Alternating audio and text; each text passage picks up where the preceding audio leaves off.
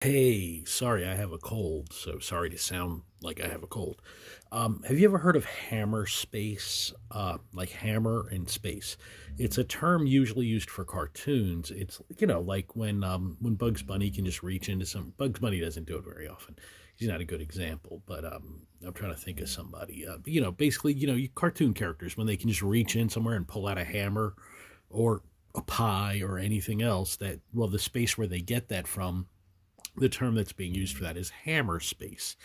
Well, I heard the term recently. I was watching the Into the Spider Verse movie, the second one, and they have a little thing where they refer to hammer space, and that's when I learned, oh, that's hammer space. That's a great name for it, and it got me curious. I was trying to find out the first use of hammer space in a film or a TV show or something like that, and you'll be surprised because the earliest reference, not the name, but like the use of hammer space, the way we think of it now, actually wasn't a movie, it wasn't a TV show, it wasn't even a comic book.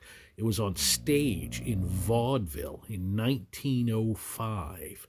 Um, so if you've ever heard of the Marx Brothers, one of the Marx Brothers' name was Harpo. Harpo, he never spoke, but he spoke up until 1910 when a critic said that his mime was amazing, but as soon as he spoke, he ruined it.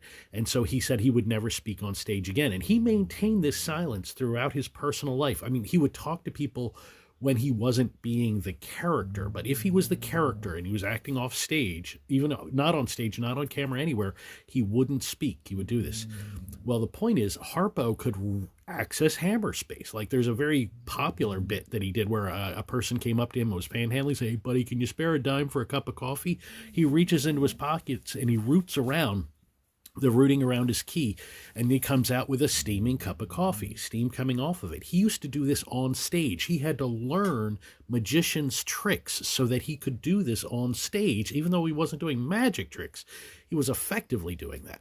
But see, a magician doesn't pull things from hammer space. Now, again, I know it's all illusions and stuff, but you have to kind of go, what story are they telling? And the story of the magician is not hammer space.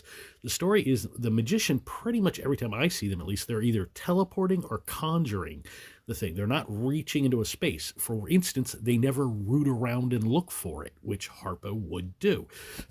So Harpo would pull food, hot steaming food, bowls of water, cups of water, animals, live chickens, live dogs. I think at one point he pulls a child out from his pocket. So, first use for hammer space, 1905, on stage, Harpo Marx. You're welcome. Oh, he didn't speak. He spoke then, but he stopped in 1910.